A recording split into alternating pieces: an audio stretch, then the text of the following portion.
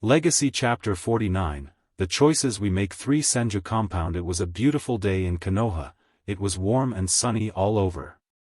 The sun was coming up shining upon Konoha as the merchants were opening their stores to start up a fresh new day. A few sun rays broke through the village's barrier and started waking up people inside the houses. This was the unfortunate event for Naruto. The room was dark and a few beams passed through the window and hit him right in the eyes, waking him up from his slumber. He released a small yawn and tried to shift in bed but realized that he couldn't move. He looked down and smiled at his princess, who snuggled next to him, resting her head in his shoulder. There was something about having Hinata sleeping on his chest that just felt right. One of the things he enjoyed most was waking up with Hinata next to him. Feeling her warmth against his body, caressing her soft hair. She noticed that Naruto was looking at her with a warm smile. She returned the smile just before she closed her eyes again and placed her head on his chest, releasing a sigh of bliss and happiness. Naruto had proposed last night and Hinata had accepted, and now they would be together forever. It didn't get any better than that. Although the room itself might disagree. For starters, there were clothes everywhere. Naruto's vest and pants were near the door, which meant that they were the first to go. Hinata's jacket and bra were also nearby, although her pants and underwear were actually near the window. Only Kami knows how they got there. "I'm so happy that I just want to run and jump everywhere," Naruto whispered, and Hinata giggled lightly. "I know the feeling," Hinata replied. "After everything we have been through, we are finally together forever," Hinata explained, and Naruto gently kissed her forehead. "I'm the luckiest guy in the world," Naruto said. "Are you crying?"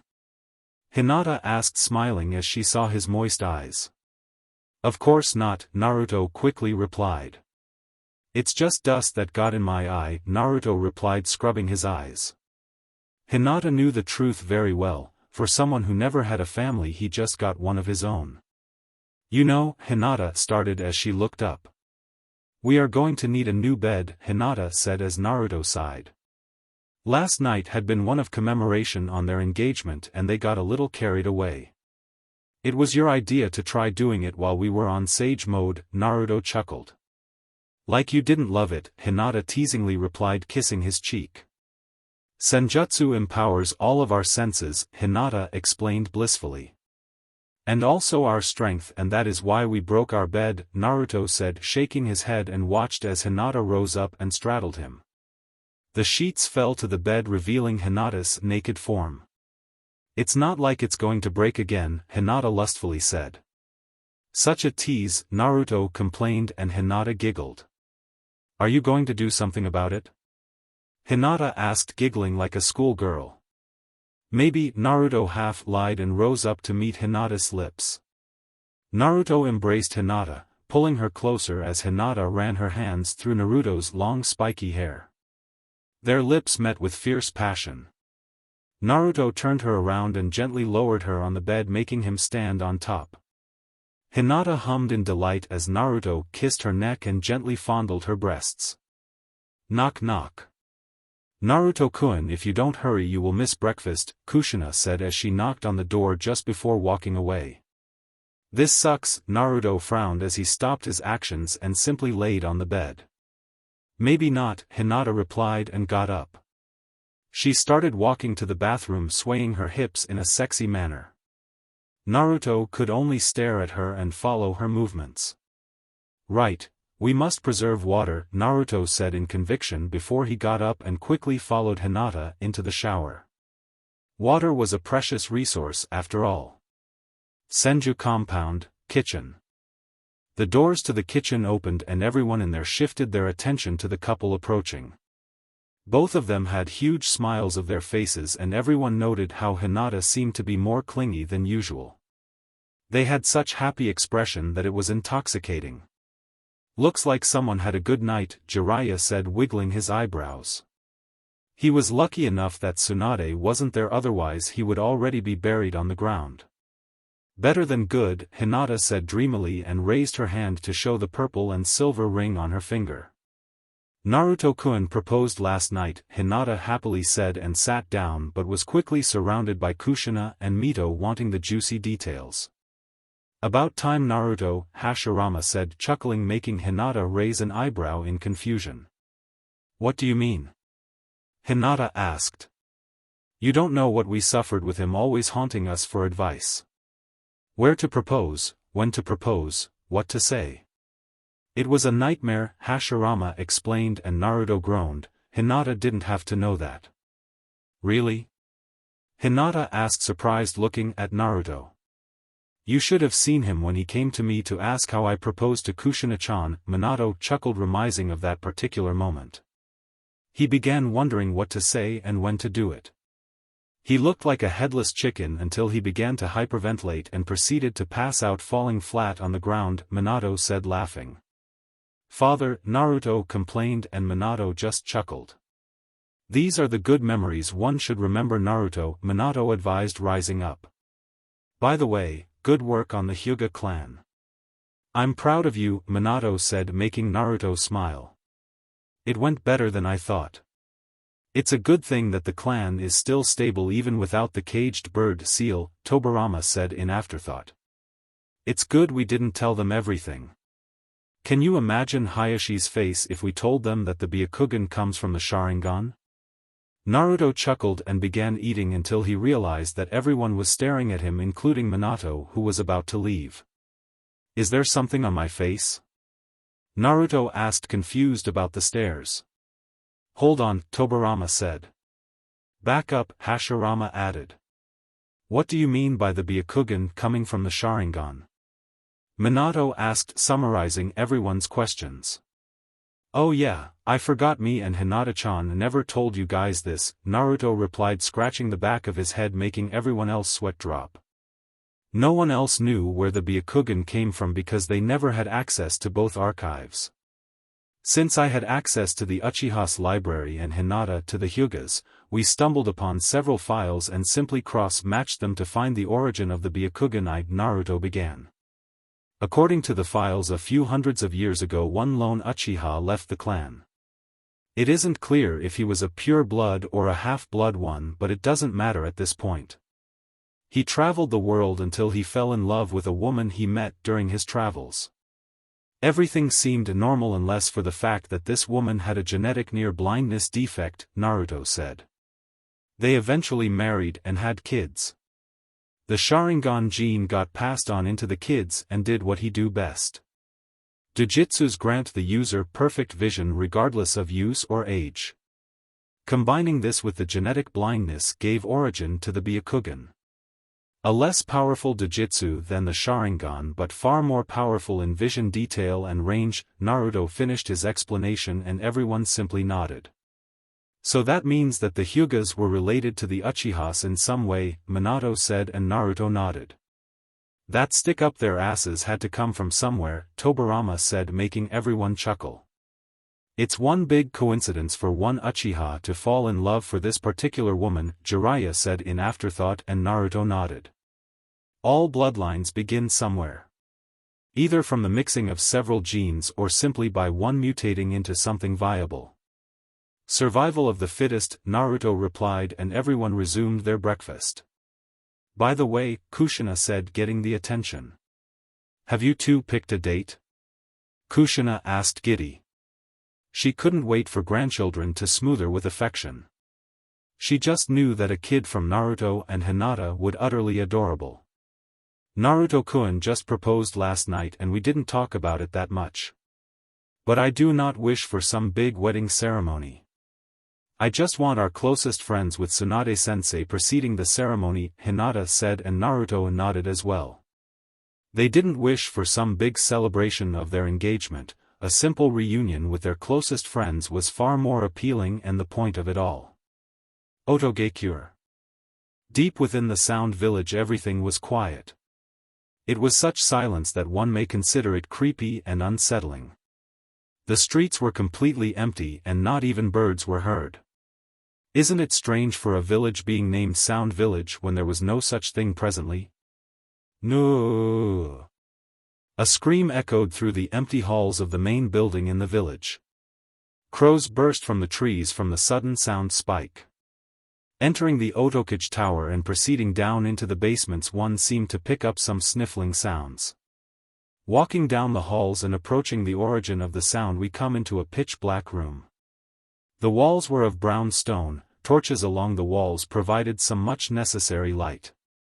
The whole base seemed to give off some dark and evil aura. The whole ambient seemed taken from some horror movie. As we approached the room, a small trail of blood was seen leaking from the room. It flowed through the floor and into the middle of the hall, and it showed no signs of stopping. The blood started pooling in the middle of the hall, and from the quantity of it, someone was dead. Peering inside, we find two figures on the room. One simply laid on the ground with her eyes a hollow white and her skin a ghostly white, like it had been drained of all of their blood.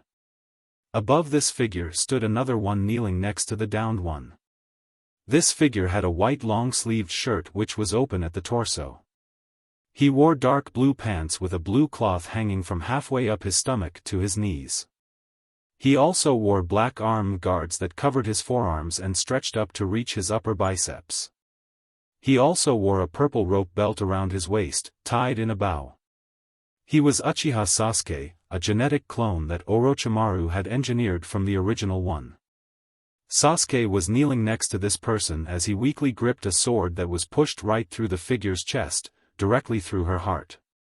Blood continued leaking from the wound as it flowed to the hall.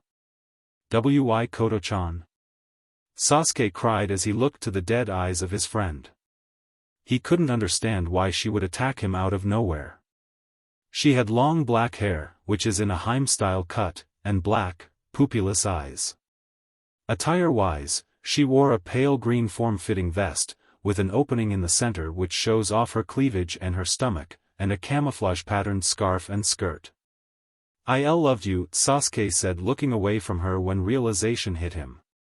He had just killed the only person he cared for in this village, the only person he loved. He couldn't fathom as to why she attacked him. They were good friends ever since they met a few weeks ago, and Sasuke knew he liked her more than simple friend. "Why?" Sasuke wailed in grief as his Sharingan unwillingly flared to life. It was almost a cruel punishment that his Sharingan should flare. Punishment, as the Sharingan would forever remember the scene that lay just before him. The scene with Sasuke driving a sword through his lover's heart and blood pouring everywhere. Sasuke swiped his cheek with his hands to try clear the tears. Sasuke's chakra spiked and his Sharingan flared to life. It had 3 tomos. A chunk of chakra was funneled towards his eyes and Sasuke's Sharingan started spinning and glowing. In the pitch-black room, his Sharingan was the thing that definitely stood out. Blood-red eyes with pitch marks marking spinning and glowing. His eyes began to slow down and the 3 tomos were completely gone. A whole new pattern was revealed to the world. His eyes were black in the background with 3 blood-red intersecting ellipses. Sasuke's eyes had changed into the all-powerful Manjikyu Sharingan. "What's this?" Sasuke wondered out loud, looking down. Yet again he could see his own reflection in the blood pooling on the ground. It seemed yet another cruel joke that he had to endure. "That is the Manjikyu Sharingan." "The next stage of the Sharingan, young Sasuke," Orochimaru said as he stepped into the room and looked at the gruesome display. He couldn't but smirk that his plan worked so flawlessly. He knew that the girl had a crush on young Sasuke and he simply had to play things right for it to work. "Why?" Sasuke asked and Orochimaru got confused. "Why did she attack me?" Sasuke sadly asked and Orochimaru frowned. It was good that he attained the Manjikyu, but he never expected Sasuke to bond with the girl to the extent of actually loving her. "She must have had her reasons," Orochimaru simply replied, walking towards Sasuke and kneeling beside him. "Come with me, Sasuke-kun," Orochimaru said, rising back up and walking towards the door when he noticed that Sasuke hadn't moved yet. Sasuke was still staring at the girl's corpse. "What will happen to her?" Sasuke asked. "She will have a proper burial later on," Orochimaru replied and watched as Sasuke rose and began walking towards him. I will help you forget the pain you are feeling, Orochimaru said, and Sasuke only nodded. Kabuto, Orochimaru said, and Kabuto stepped out from the shadows. Clean the room. I will proceed with the ritual, Orochimaru informed him, and Kabuto nodded. Orochimaru and Sasuke walked into another pitch-black room with strong wooden doors. The door cringed as it opened to reveal a seemingly empty room. Come Sasuke-kun, Orochimaru opening the door and motioning Sasuke to enter, which he did without hesitation. Do you wish to forget the pain? Orochimaru asked with his eyes glinting. The goal he fought so hard to achieve was but a few minutes from his grasp. Yes, Sasuke simply replied, and Orochimaru nodded. Then do not fear or fight what is to come, Orochimaru said, and opened his mouth to unhuman proportions. From Orochimaru's body came a gigantic white snake composed of smaller white snakes. This was Orochimaru's true form. Orochimaru-sama? Sasuke asked, slightly shaken from seeing this big snake slither out of Orochimaru's supposed body. Do not fear me, child, Orochimaru said as he coiled himself around Sasuke's body, locking eyes with the young Uchiha. Furo Fushire no Jutsu, Eternal Youth and Immortality Technique, Orochimaru said, and the world started changing. Sasuke and Orochimaru were no longer in the dark room, but they were in what seemed to be a vast place. The sky was dark purple, and looking down, the ground was nothing but a wall of pink muscles that seemed to spasm at random intervals. What's this? Sasuke asked fearfully. With this I will accomplish my goal, Orochimaru said, chuckling darkly as the muscles began to crawl up Sasuke's body. Sasuke tried struggling, but he was overcome in just seconds. The muscles covered him completely, and Orochimaru smirked. After so many struggles and years of waiting, he had finally reached his goal. He had finally attained the Sharingan. Who are you now? Kabuto asked as he came into the room and noticed that Sasuke was standing frozen. On the ground was a gigantic white snake, and by the looks of it, it was obviously dead. Sasuke's Sharingan flared into existence and began spinning until it became the Manjikyu. Kukukuku, who do you think? With Uchiha now had just returned from her appointed mission in Konoha. Her objective was to destroy the academy and kill every single student and teacher inside. All of that was to prove to Naruto that Tobi, or as she knew him, Uchiha Fugaku, that he was no prey. Now look down at the crater that hid the Uchiha clan's hideout. She jumped down, arriving near the skeleton what once was a very large animal, if the bones were anything to go by. Where is he? Now asked towards the plant-like creature that rose from the ground as she entered the hideout. In the main hall, the white Zetsu replied. Although he isn't pleased with you, the black Zetsu added. HN now replied as she ignored Zetsu and continued walking forward. I'll deal with him, now said, and went towards Tobi's room. Now passed through several Uchihas a long way and simply gave them a brief nod of acknowledgement. She arrived at Tobi's room and knocked on the door. Now was about to reach for the handle when Tobi phased right through the door and her, making her jump back in surprise. Without even giving her a warning, Tobi placed a hand on her shoulder and warped her away with him as well. They both arrived at another destination. Tobi was the first to arrive and simply dropped now to the ground. What's the meaning of this? Now asked, gritting her teeth to her leader. Now looked around to pinpoint her location and noticed that she was near the border of the Land of Fire, more specifically she was standing on the Valley of the End. Tobi jumped away and landed on the statue of Uchiha Madara. Now rose from the ground and noticed that she was standing on the statue of Senju Hashirama. She looked towards Tobi and noticed that he began to remove his mask and simply dropped it to the ground to reveal the face of Uchiha Fugaku. The Senju DNA in him did a good job as he looked like he aged nothing in 17 years. I'm disappointed with you, Neo-chan, Fugaku replied as he sat down as watched as now slightly tense before relaxing once again. You were never one to fail missions to begin with, but I never expected for you to fail them on purpose, Fugaku said, sighing and looking up. Care to explain why you decided to forget the mission? Fugaku asked as he locked eyes with her. I may be under your command but I am not your tool to do as you please, Now snarled at Fugaku. You asked me to kill some innocent kids which I would never do. I have my standards, Now explained. I see, Fugaku said getting up. I should have expected this from you. Your lineage was one of softness after all. Your sister did the same thing when I asked something similar, Fugaku explained chuckling and watched as Now got confused. You didn't know did you? Fugaku mockingly asked. Your sister was just like you. You, your sister, Mikoto and even that cousin of yours Obito. You were all too soft and kind-hearted for the Uchiha clan. I thought that making an example of your sister would solve that in you but I was mistaken, Fugaku simply explained and watched as Now tensed. What do you mean by making an example of my older sister? Now asked, narrowing her eyes at Fugaku. Exactly like that. She was a soft-hearted like many before her and she was influencing you, the strongest of the clan next to me. You looked up at her like anyone would do to their own older sister and I couldn't have that so I took steps. A simple poison in her food to make it look like she died of her eyes not accepting her body, Fugaku explained smiling darkly. What? Now asked in shock. You killed my sister just because she was kind, Now mumbled to herself.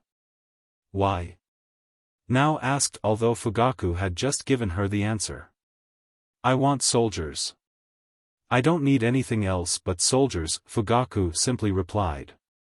Your sister became a liability the moment she started refusing the missions I gave her because she couldn't do them, but I had hope for you Neo-chan. You, who were so fond of my son Itachi. I hoped that you would outgrow that kindness that seemed to be instilled in your family and became what you were supposed to be, an Uchiha clan shinobi, Fugaku said and watched as lone tear ran down her face. You killed my sister, Now simply said looking at the ground. You killed the only thing I had left of my family, Now sadly said and suddenly looked up with her manjikyu blazing. I was a fool to be following you in the first place. I should have stayed by Konoha's side. The Uchiha clan was the strongest in Konoha, we were respected both for our power and loyalty, that is until you came around, Now began. You are nothing but a greedy man that led our great clan into nothingness and eventually you will kill us all. Itachi-kun was right when he chose to stay by Konoha's side, Now said as her chakra flared and she took her sword from her waist. You are nothing more than darkness and I will be the light that shall defeat you, Now yelled as she pointed her sword towards Fugaku who simply chuckled. Foolish girl, Fugaku said and watched as Now jumped from the statue, coming towards him. Now arrived near Fugaku and made a downward slice, only to phase right through him and hit the ground. Now quickly repositioned herself, dodging a punch from Fugaku and slashed across Fugaku's chest. Fugaku chuckled as he watched the blade phase through him. Once the blade left his chest, he simply caught the handle and outmaneuvering Now, he placed her on a choke hold. Such naive girl, Fugaku whispered into her ear as she struggled to get free. There is no darkness without light, Fugaku replied as he let go of Now who stumbled forward to regain her breath. Now looked back and quickly brought her arms to block a powerful kick from Fugaku. Now was sent flying and collided with Hashirama's statue. A few rocks were set free from the impact and splashed into the water. Now coughed but quickly regained her breathing. She looked up to see Fugaku in the same place. Katan, Goryuka no Jutsu, Great Dragon Fire Technique, Now said as she sent a torrent of fire shaped in the form of a dragon towards her enemy. Kamui, Fugaku said chuckling as he absorbed the whole fire jutsu into his personal dimension. Katan, Bakufu Ranbu, Bomb Blast Dance, Fugaku said as he needed chakra inside his body and converted into fire. Using the fire jutsu he absorbed from Now, he expelled a continuous stream of flames, which spiraled outwards, creating a massive fire vortex. Now's eyes widened at the magnitude of the jutsu.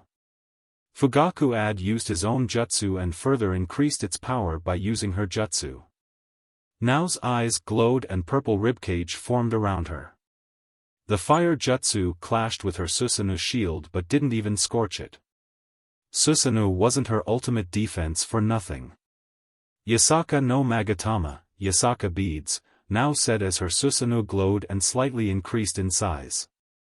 A couple arms sprouted from the ribcage and, as they spread apart, pieces of chakra floated in the air between them. Several dark purple beads were shot towards Fugaku at high speeds. When will she learn? Fugaku thought to himself in amusement as the gigantic beads collided with the statue, ripping out chunks of stone. Fugaku had simply used his kamui to escape the attacks and jumped down into the water. Fugaku looked straight forward and narrowed his eyes when he noticed Nao, who had her hands on the water. Suetun, water style, Nao said as the lake started shaking and making Fugaku's eyes widen in disbelief.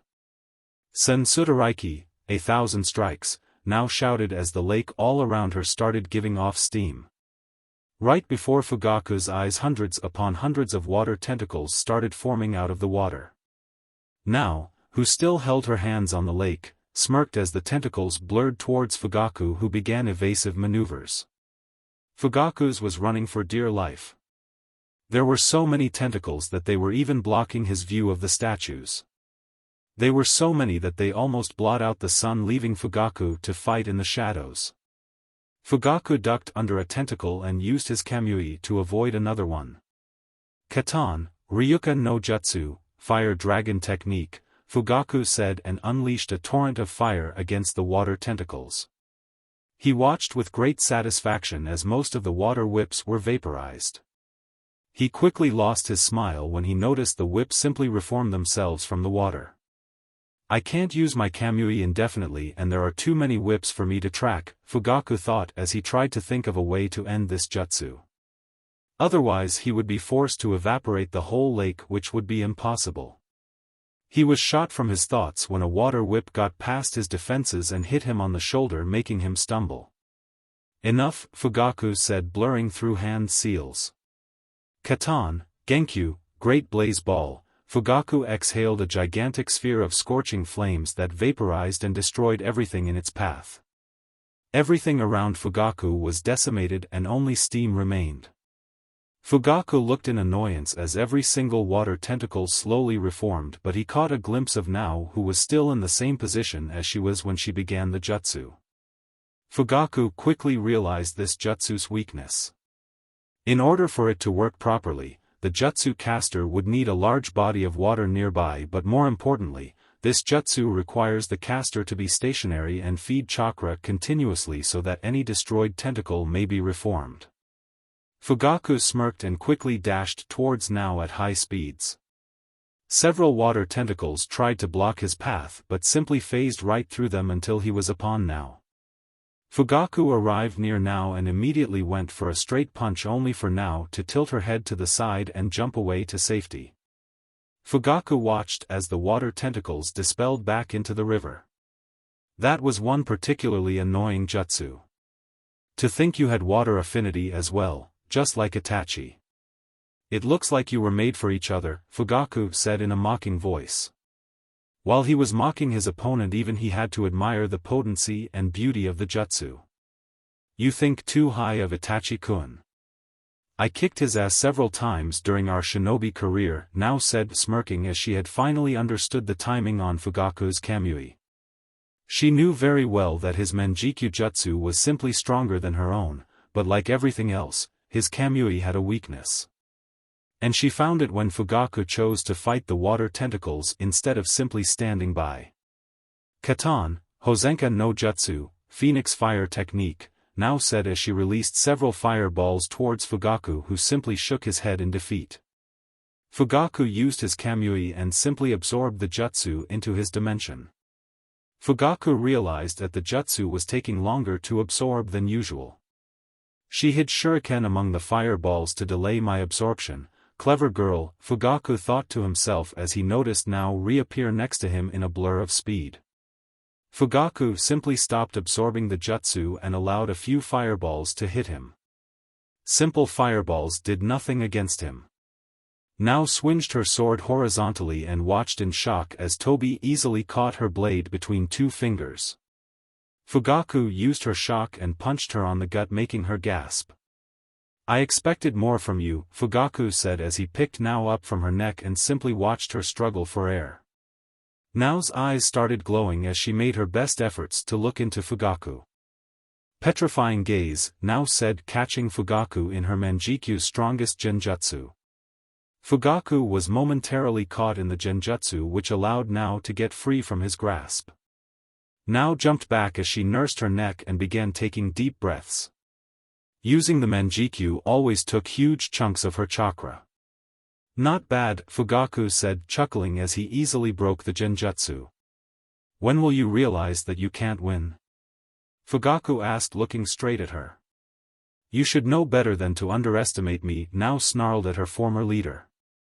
Nao took a single kunai and hurled it at the top of her speed towards Fugaku, who simply shook his head. He had expected more from her. Fugaku stoically waited for the kunai to reach and simply allowed it to phase right through his left eye. I win, Nao said, laughing weakly, and Fugaku raised an eyebrow in confusion. Fugaku suddenly yelled to the heavens and dropped to his knees. He quickly brought his hand to his face to try and stem the blood that was leaking from his left eye. Fugaku stared at the lake and into his own reflection only to see a deep gash on his left eye. He couldn't even identify that it was an eye to begin with. Amaterasu, Nao said, taking advantage of Fugaku's shock as she enveloped him in a cloak of pitch-black flames. She watched with great competence as Fugaku rolled on the water in pain until he began to sink. I told you not to underestimate me, Nao said, smiling and taking deep breaths. She had won the battle with a simple henge and a shadow clone. Squelch.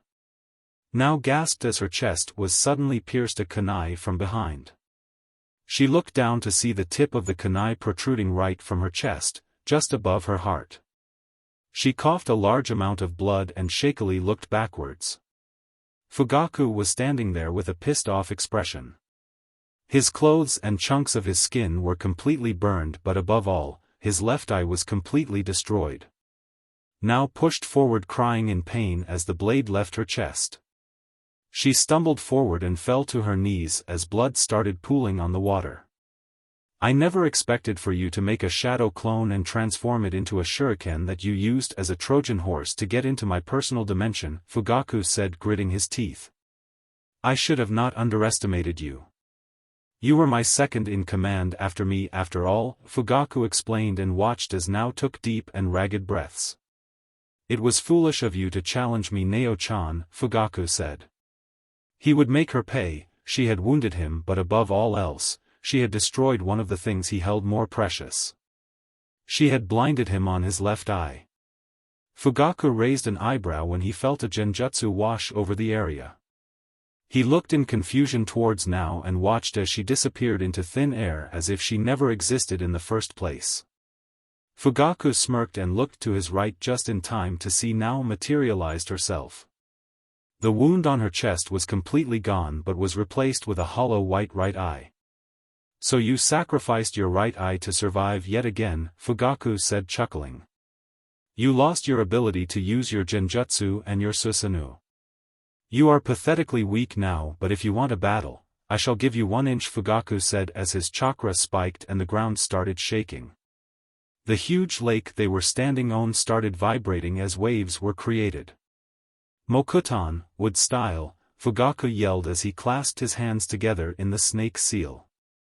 Jukai Koten, deep forest creation, Fugaku added as thousands upon thousands of trees suddenly burst from the water. Nao's eyes widened at the sheer magnitude of the jutsu. The trees rose from the water and high into the sky, they pierced the mountains, dislocating huge chunks of it. They wrapped themselves around the two statues, tearing them apart. Nao watched as the trees quickly approached her position and she knew she had to do something quickly. Nao held her sword horizontally in front of her chest. She placed her left hand on the hilt.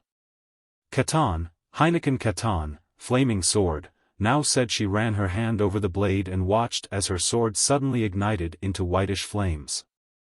She avoided looking directly at the blade due to the light being emitted. now disappeared in a burst of speed. Katan, Kasai Surashu, fire slash, now said as she flicked her blade forward. An arc of fire was released from her blade, cutting right through the incoming trees. Now smirked as she landed on the tree and started running upwards it, heading right towards to Fugaku. Now ducked and sliced her way towards the forest that had just grown. While the trees might be numerous and strong, they were no match against her heated blade that sliced them down like a hot knife through butter. Mokutan, Sashiki no Jutsu, cutting sprigs, Fugaku said as several sharp wooden spikes grew from the trees. Fugaku picked up a couple and, with strength and precision, he hurled them all towards the incoming enemy. Now flexed her fiery blade once again. Katan, Shur-o Sunkai, whirling death, now said as she pointed her blade forward, towards the incoming projectiles. The blade's flames quickly grew in size. Now flexed her blade and released a vortex of fire that vaporized the wooden spikes. Now arrived near Fugaku and did a lightning-fast horizontal swipe just above his head. Fugaku ducked under her swing and watched as the blade left a trail of fire behind it. Fugaku jumped backwards and extended his right arm forward. Mokutan, Daijirin no Jutsu, Great Forest, Fugaku said as his right arm suddenly transformed into wood. From his arms came out dozens of wooden tentacles that quickly wrapped themselves around Now struggled to get free until she poofed in smoke to reveal single wooden log in her place. There was no shortage of wooden logs around, not since Fugaku was willingly creating them. You are a coward, Fugaku. Fight me like an Uchiha instead of using power that belonged to Senju. Where is your pride? Now snarled at Fugaku as she blurred through hand seals. Katan, Hai o Arakuru, raging fire, now said as she unleashed torrents upon torrents of fire that spread through the whole forest. All around her the fire was consuming the trees that Fugaku had created. The water in the lake did nothing to ease the raging inferno that now had set. Chunks of wood snapped from the trees and hit the lake with large splash sounds. Fugaku jumped away from the falling trees and landed on the nearby branches. He swiped his arm on his forehead to wipe the sweat away from the massive heat that now's inferno was creating. All around him steam was being released as the water evaporated. Fugaku looked around for now when he heard a whistling sound. He turned around just in time to avoid multiple blazing shurikens that came from his blind spot. As Fugaku was jumping backwards, now materialized right next to him. Fugaku allowed Nao's punch to phase right through him and hit the tree where he was standing. Fugaku moved to block another punch but quickly changing his mind and jumped back when he noticed that Nao's hands had an orange glow in them. Fugaku looked back towards the tree Nao hit and noticed the black spot from her punch. This is my Kasai no Ken, Fire Fist, Nao said as her other arm and leg started getting an orange glow as several flames appeared around them. It looked like Nao had her arms and legs on fire, although she didn't seem to be in pain. I will show you why I was considered the best in the clan in fire ninjutsu, Nao said as she dashed towards Fugaku, who braced himself. Such a waste of potential, Fugaku thought to himself, frowning. The girl held such power and potential even without the Sharingan, and yet he had to kill her for her incompetence and disrespect. He wasn't feeling any guilt or regret, just pity. Hitama, fireball, Nao said, punching straight forward and unleashing a ball of fire directly towards Fugaku, who tilted his head to the side to avoid the flames. Nao jumped in the air and spinned around. Kasai no Nami, fire wave, Nao said as she released a wave of fire towards Fugaku, who simply allowed it to phase right through him.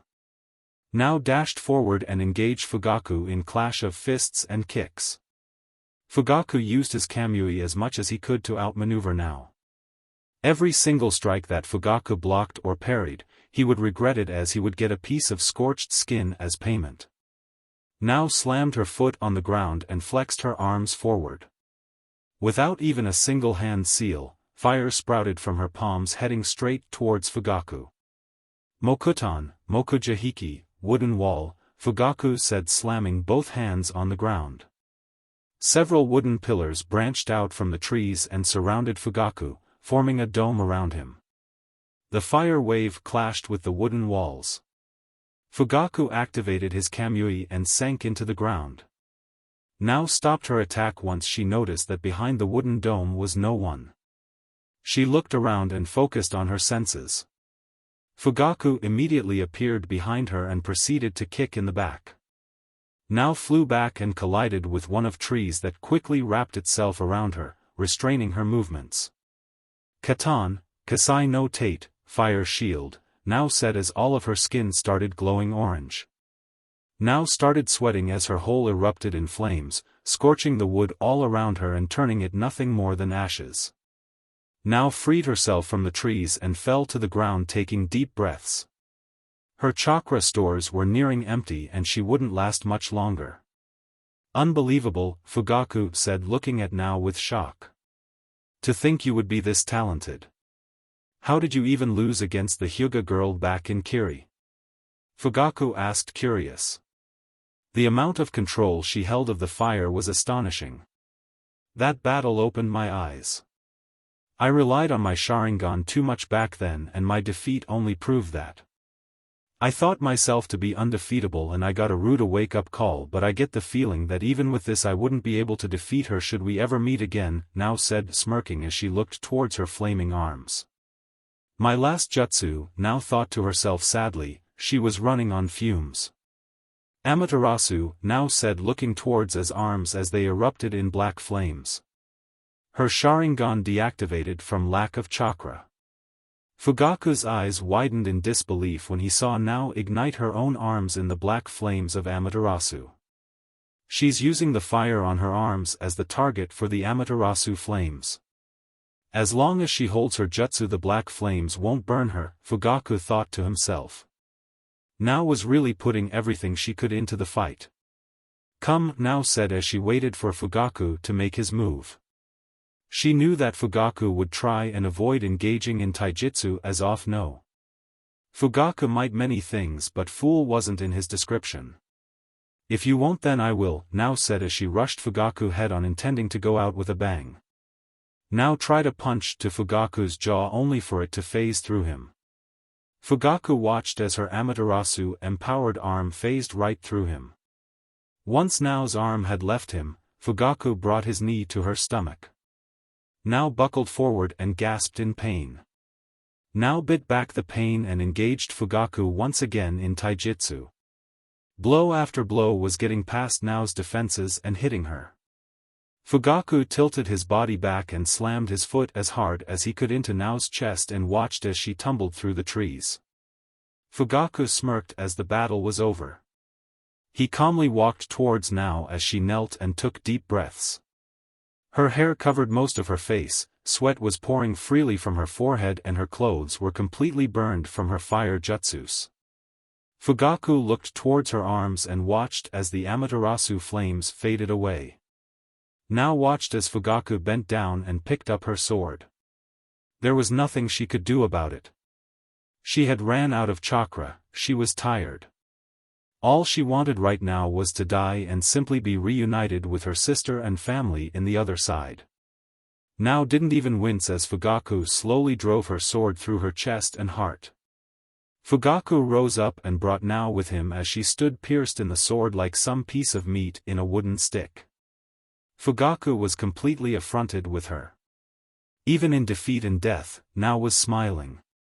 I hope you keep that smile of yours when you met the rest of your family, Fugaku said and simply flexed the blade letting Nao's body fall to the water.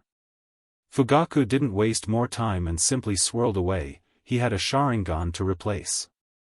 Nao was slowly drifting away in the water. She was floating and looking at the beautiful blue sky. She was barely alive at this point but she couldn't help but get a strange feeling that suddenly overcame her. She wanted nothing more than to be reunited with her family but somehow, she felt that it wasn't her time go yet. Izanagi now thought to herself using the remains of her chakra and the last of her eye. The wound on her chest healed and her eyes closed from chakra exhaustion. She slowly drifted away, carried away by the current. She didn't know if she would even survive, but she felt she had to try. See you in the next video.